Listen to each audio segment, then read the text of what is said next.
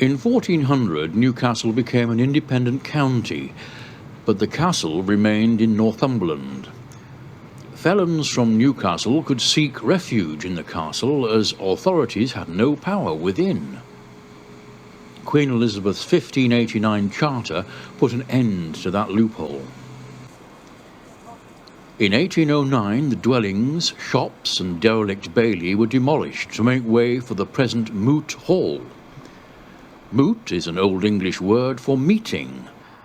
This new building, designed by William Stokoe, reflects the vogue for a fanciful version of ancient Greek style.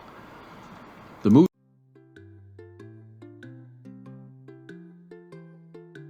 Derelict.